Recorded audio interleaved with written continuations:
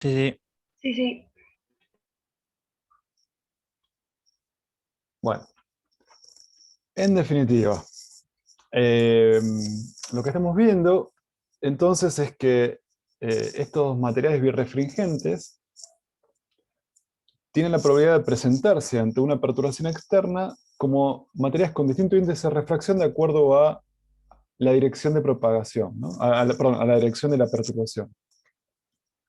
Entonces, tenemos una situación como la que muestro en este esquemita, de un cristal birrefringente, y cuando la perturbación es en la dirección paralela al eje óptico, tenemos esta situación, y cuando la dirección es perpendicular al eje óptico, que recuerden acá debería haberlo, esta perpendicular debería estar saliendo y entrando del plano de la pantalla, pero por cuestiones dibujísticas lo puse en el mismo plano.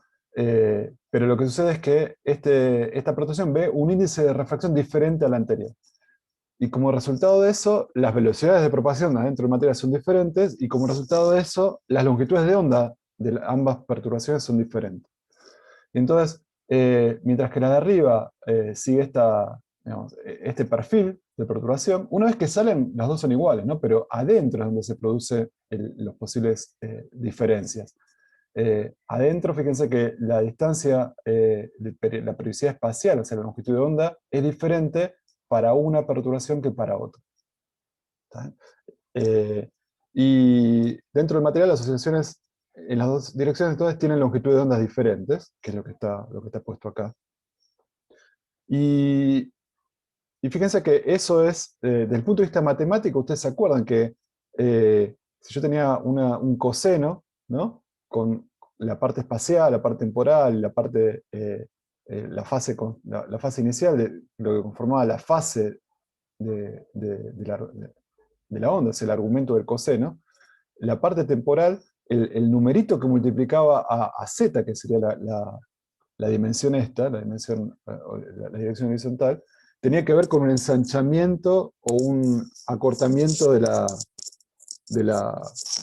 de la onda de la perturbación armónica, ¿se acuerdan? Tenía el efecto de alargar o acortar la escala en el eje donde se estaba moviendo la perturbación, en el eje z en este caso.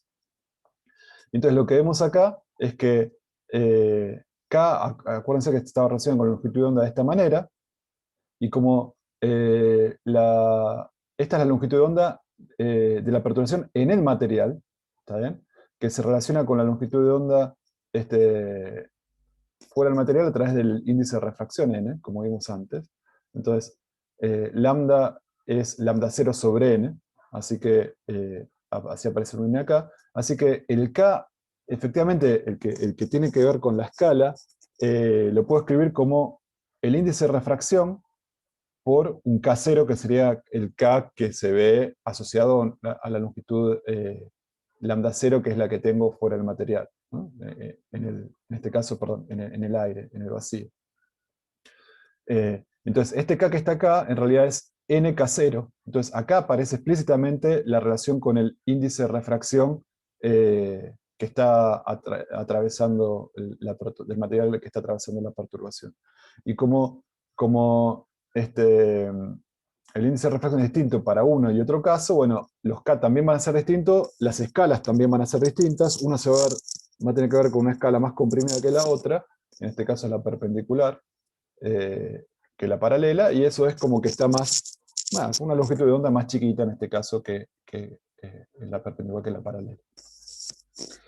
Y lo interesante acá, básicamente, después de toda esta cosa, que espero haberlas convencido de que lo que pasa es esto que está acá, es que cambia un poquito la periodicidad espacial dentro del material. El perfil es completo, es parte de afuera, parte de adentro, parte de afuera, y en la parte de adentro esta parte se alarga un poquito más que lo que le pasa a la cometa perpendicular. Pero el resultado, fíjense, es que si los dos hasta este punto estaban en fase, por ejemplo, o sea, los máximos coincidían con los máximos, el mínimo coincidía con el mínimo, como la fase es distinta, fíjense que a la salida, esa situación se perdió, ¿no? Porque acá se descompagina el asunto. Y acá llega con una fase dada que deja el coseno cerca del mínimo, Pero acá la fase justo en este punto es totalmente diferente. Y de acá en adelante eso se va a mantener. Así que si acá estaban en fase, el haber atravesado materiales viendo índices de refracción diferentes hacen que a la salida se haya introducido un desfasaje adicional, o sea que la lámina haya metido un desfasaje entre las dos componentes que antes no existía. ¿Eh? Y eso es lo interesante, eso es lo que se usa en este contexto, la propiedad que vuelve interesante esta lámina retardadora.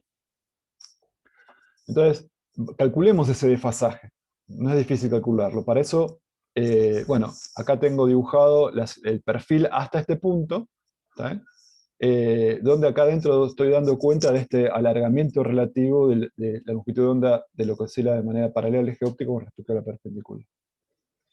Entonces, vamos a hacer lo que les acabo de decir con palabras, lo vamos a hacer ver cómo está en la cuenta. Pero es exactamente lo que les acabo de decir con palabras. Entonces, fíjense, en este punto, justo antes de entrar, la perturbación paralela, o sea, si a este punto lo llamo z igual a 0, la perturbación es esta amplitud, bueno, por coseno de 0 por esto, menos omega t, más eventualmente una fase inicial, epsilon paralela. Y en este punto que está acá abajo, es lo mismo, ¿no? La perturbación es evaluar la perturbación perpendicular en z igual a 0. ¿No? Esto para todo tiempo tiene que valer esto. En el dibujo estoy usando que estas dos son iguales, así que sería un caso particular donde este es igual a esto, ¿no? Este es igual a esto, pues están los dos igualados. Pero esto es en el dibujo, en general, sigamos con esta notación. Bueno, ahora, ¿qué pasa en este otro punto? A la salida. Bueno, en z igual a d, la perturbación va a ser, bueno, la amplitud, que es la misma, porque no hay absorción acá. Pero ahora tengo que evaluar en D, ¿no? Entonces me voy a quedar 2pi sobre lambda paralelo por D menos omega t más esto que está acá. Esto es la fase de la perturbación paralela evaluada en D, así como esto era la fase de la perturbación paralela evaluada en 0. ¿Está bien? Y lo mismo para la perpendicular. La fase de la perturbación perpendicular evaluada en D es 2pi lambda perpendicular por d menos omega t más epsilon perpendicular. Y esta es la fase evaluada en d de la perturbación perpendicular, que cuando estaba evaluado en z igual a 0 me daba esta fase que está acá. ¿Estamos de acuerdo con eso? Estoy evaluando las fases, simplemente. O sea, los argumentos de los cosenos, cómo los encuentro. ¿Está bien? ¿Sí? Sí, Sí, perfecto. sí. Bueno. Entonces, esta es la fase, la vamos a llamar fase perpendicular, en D. Y esta es la fase, fase paralela. Y esta es la fase de perpendicular en T. Y lo que me va a interesar es, bueno, a ver, bueno, ¿qué tan diferentes son, no? Porque esa es toda la gracia. Yo veo acá que ya son diferentes. ¿Qué tan diferentes son? Lo que va a ser de interés es esto, es la diferencia entre una fase y la otra a la salida de la lámina. Esta menos esta. Y esa diferencia, fíjense que es esta fase menos esta fase, tienen la parte temporal en común, así que va a desaparecer. Después va a aparecer una fase inicial paralela menos una fase inicial perpendicular, que es esta que está acá, que va a tener que ver con cómo estaban al principio, la diferencia de fases que venían arrastrando antes de entrar a la lámina, esto que está acá, y después la diferencia de estas dos cosas, porque ahora sí van a ser diferentes, porque el lambda paralelo es diferente al lambda perpendicular, justamente es toda la gracia. Entonces la diferencia va a involucrar este término que está acá. 2pi por d, que es la distancia d es la distancia que atravesó dentro de la lámina, 2pi por la distancia atravesada dentro de la lámina, multiplicada por este factor que sale de 1 sobre lambda, menos lambda paralelo menos 1 sobre lambda perpendicular. Así que la diferencia de fases que tengo al final es la diferencia que tenía al principio, antes de entrar a la lámina, más algo que le mete la lámina, que tiene que ver con la distancia que recorrió la perturbación adentro de la lámina y las diferentes longitudes de onda que experimentaban un tipo de perturbación y otra. En lugar de poner lambda perpendicular, uso esto que está acá. ¿Está bien? Y entonces, en lugar de poner lambda perpendicular, pongo C, divido n perpendicular nu, bueno, y tengo esto que está acá, ¿no? Y lo pongo así para que me quede más fácil en función directamente de los índices de refracción, de la diferencia de índice de refracción. ¿Sí? Entonces, acá lo pongo ya al final. La diferencia de fase que tengo al final es la que tenía al principio, más esto que está acá, que es lo que agrega la lámina. Es el desfasaje que introduce la lámina, que es la diferencia de índice de refracción que experimenta un tipo de perturbación y otra, multiplicado por, bueno, 2pi lambda 0 por la distancia, el ancho de la lámina, el largo de la lámina retardadora. ¿Está claro esto?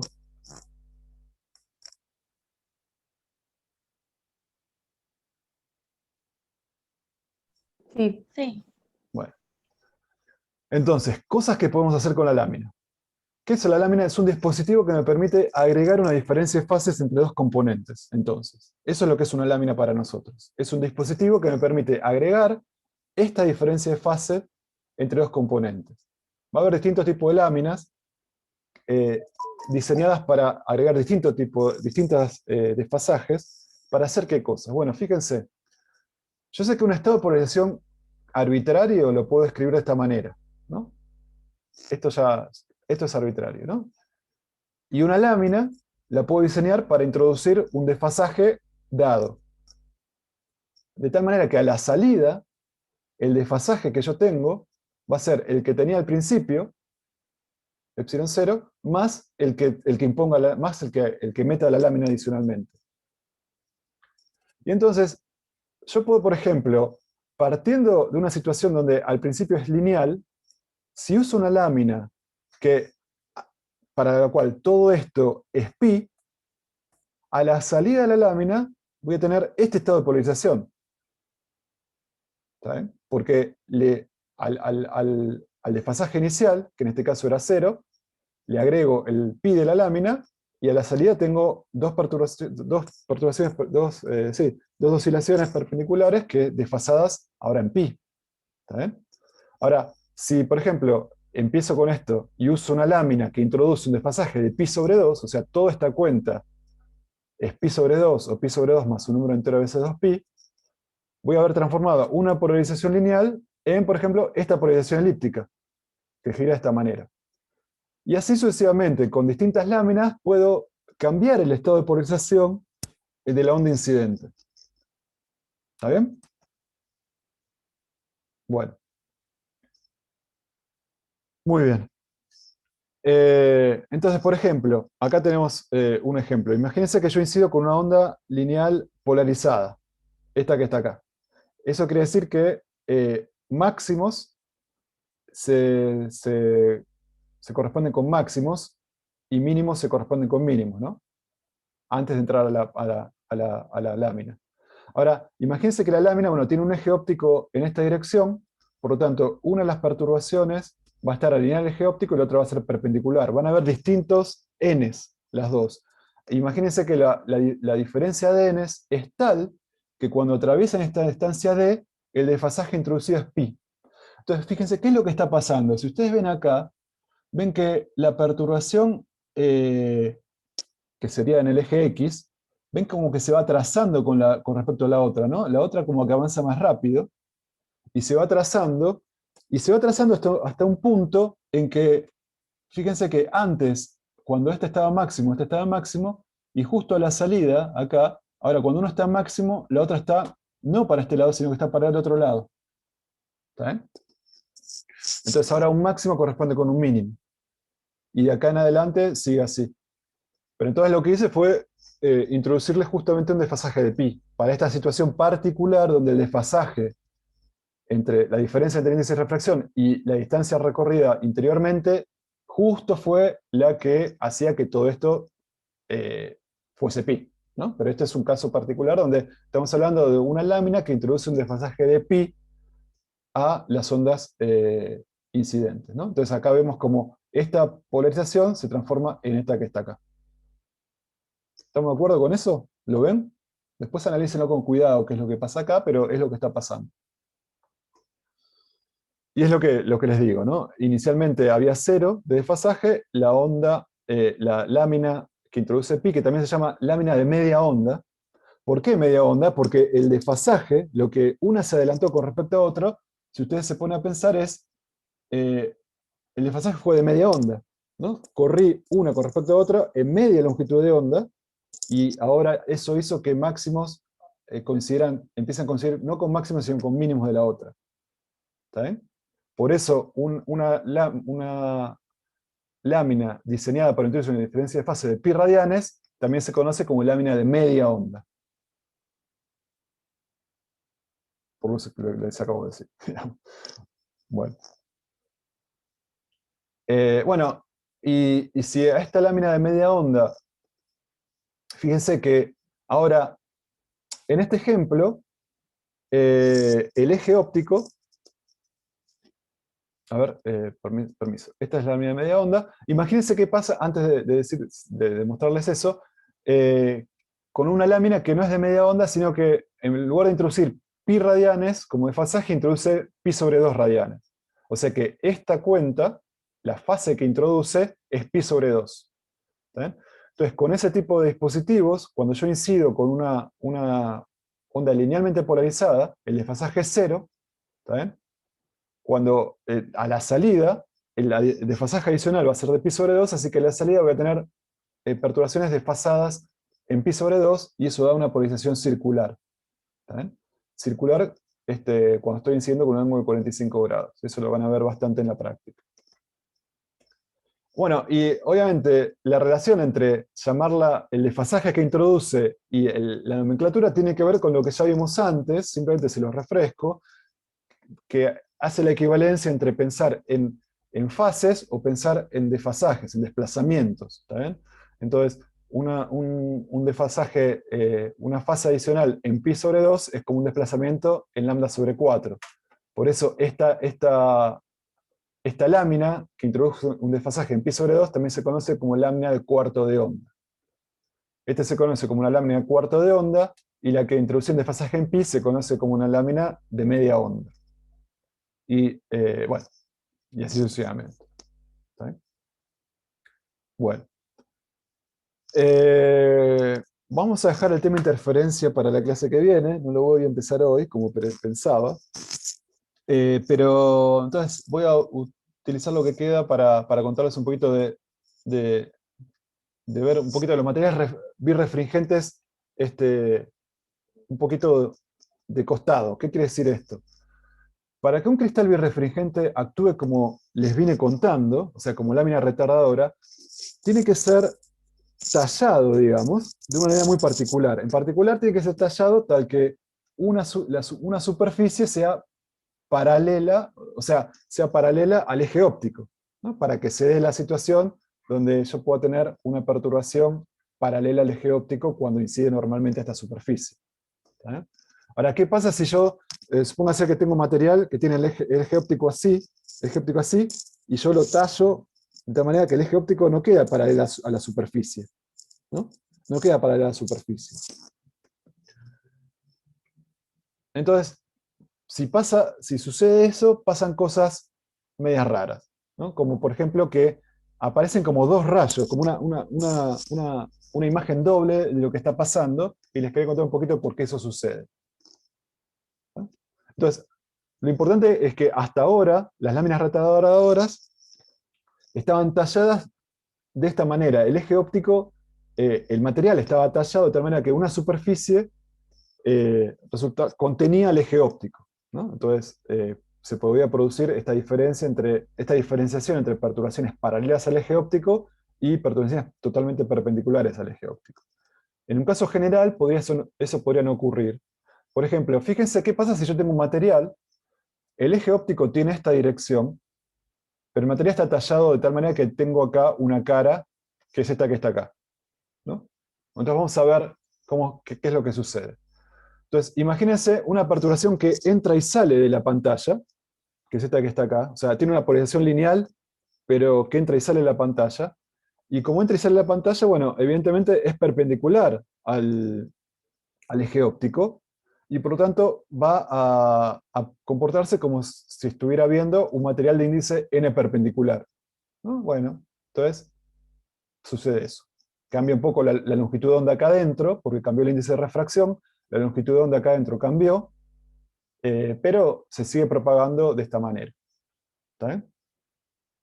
Bueno, ¿qué pasa ahora cuando tengo una perturbación eh, que se mueve en una dirección que contiene al eje óptico de esta manera, ¿no? Esta perturbación, fíjense que yo la podría descomponer en una dirección perpendicular al eje óptico y en una dirección paralela al eje óptico. ¿Está bien?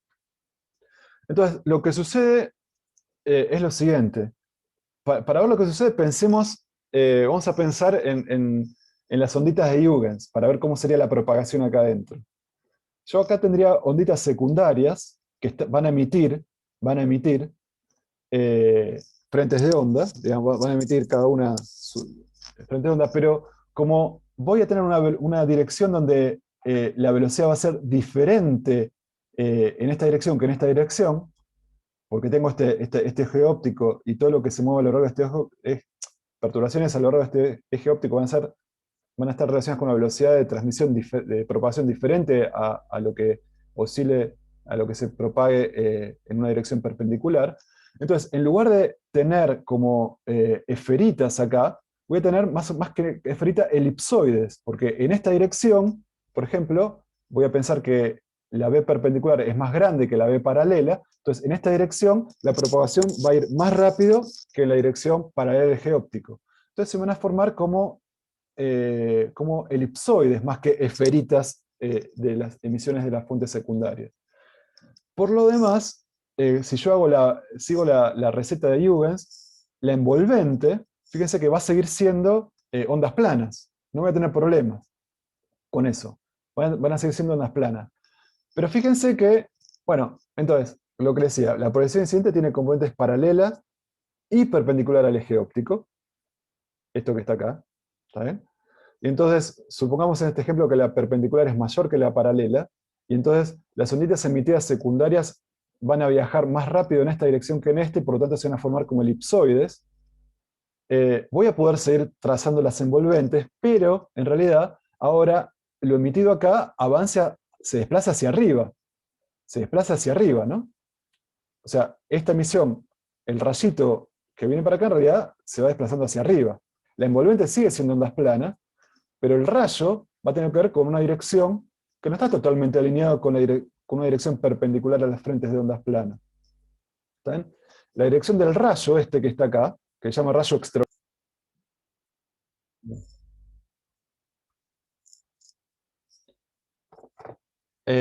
No sé, de esta transparencia, ¿hasta dónde llegaron a escucharme? Estabas diciendo algo de elíptica.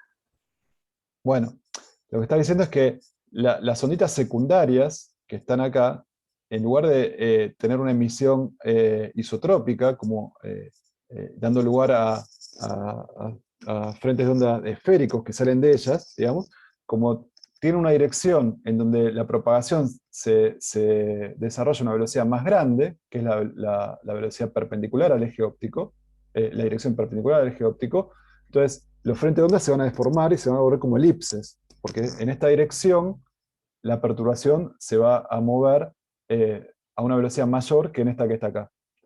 Entonces, como resultado de esto, me van a quedar como elipses, que yo voy a poder seguir encontrando un envolvente para encontrar la posición del nuevo frente de onda a lo largo del tiempo, pero en realidad el rayo, digamos, se va desplazando un poquito hacia arriba, ¿no? O sea, dando cuenta de que la envolvente pasa por este punto y no por este punto que está acá, ¿no? Entonces, el rayo va a haber una dirección asociada a un rayo que va a tener esta dirección que no va a ser exactamente perpendicular al frente de onda.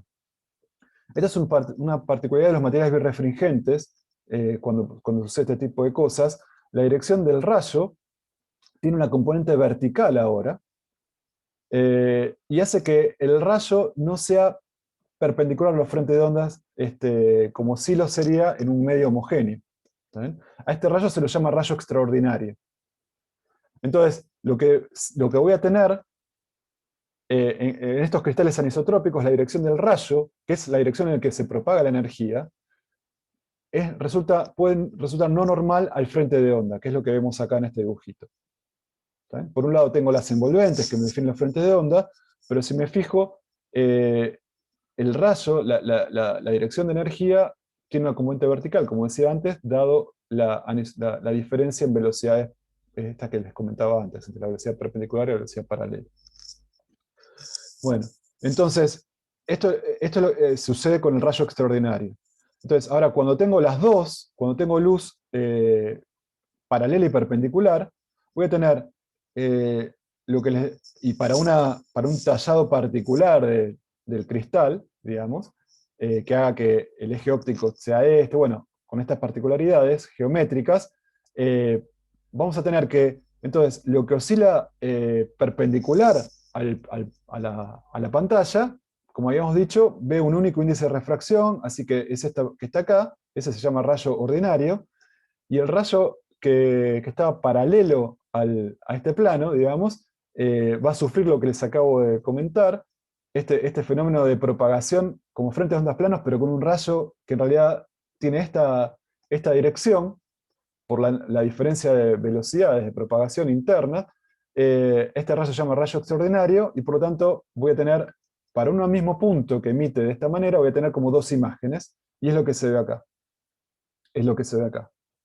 Y si yo tuviera un Polaroid sobre esta figura, voy rotando el Polaroid, y como este rayo sale con una polarización y este sale con otra, voy a poder extinguir una imagen y otra imagen a medida que yo roto el Polaroid. Bueno.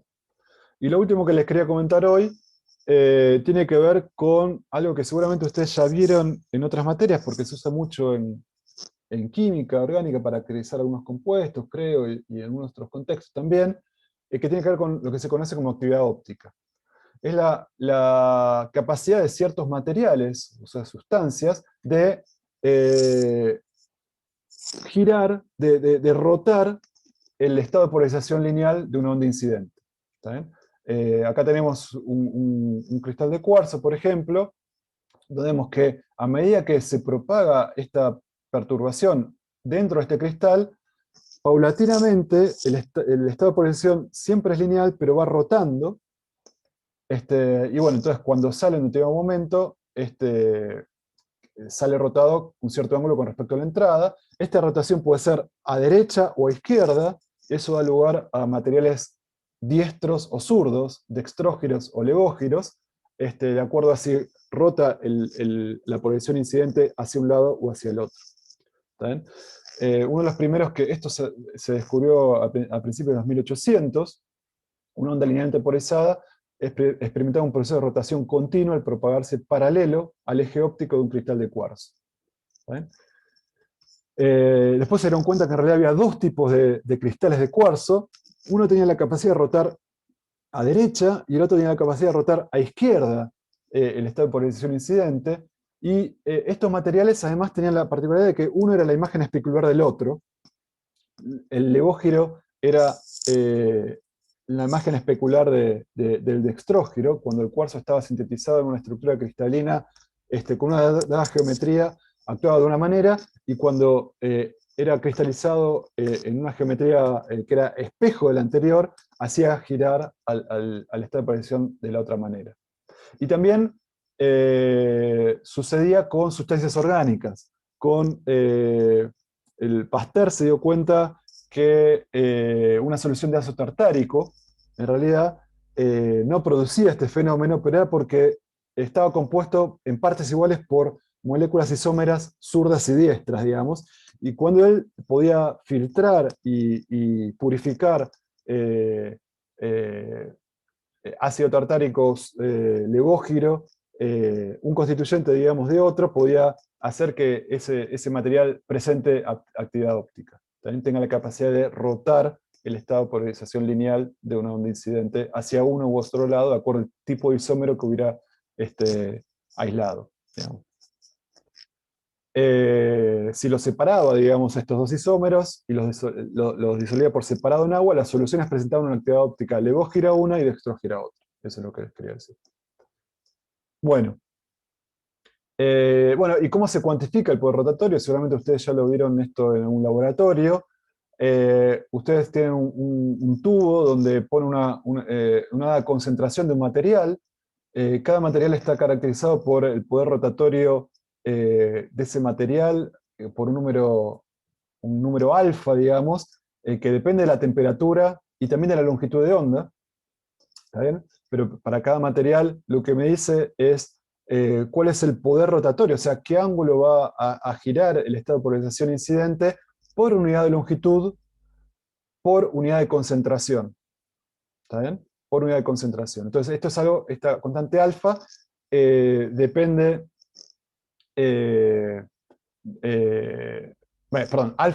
alfa es el ángulo que gira, por unidad de longitud, por unidad de concentración, a unidad de temperatura, define este parámetro que caracteriza al compuesto, ¿no? Entonces, por ejemplo, la sucrosa dextrógira tiene un coeficiente, un poder rotatorio de 66,37, quiere decir que gira 66,37 por decímetros por gramo mililitro, perdón. ¿Está bien? Y así con las distintas sustancias. Entonces, si yo conozco el poder rotatorio de una sustancia, esta es una buena manera de poder medir cuánta concentración tengo de esa sustancia en solución, ¿no? Porque lo pongo adentro de este tubito, me fijo cuánto es el alfa que giro, y sabiendo cuánto alfa giro por unidad de longitud, por unidad de concentración, puedo saber la concentración de la que estoy hablando acá adentro. Bueno. Entonces vamos a terminar acá. Vamos a empezar entonces con interferencia la clase que viene. ¿Está bien? ¿Alguna pregunta?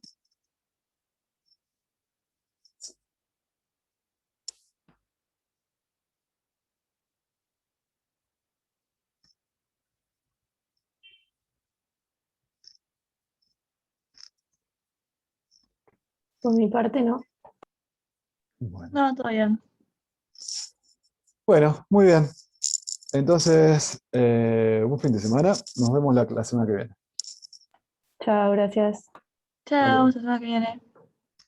Buen fin de... Buen fin de- Chao, chao. A ver si... Ahí lo veo, Guille. Le pasó la posta.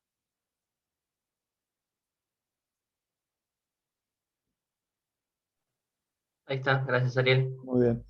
Bueno, tomamos 15 y arrancamos en 15, como siempre.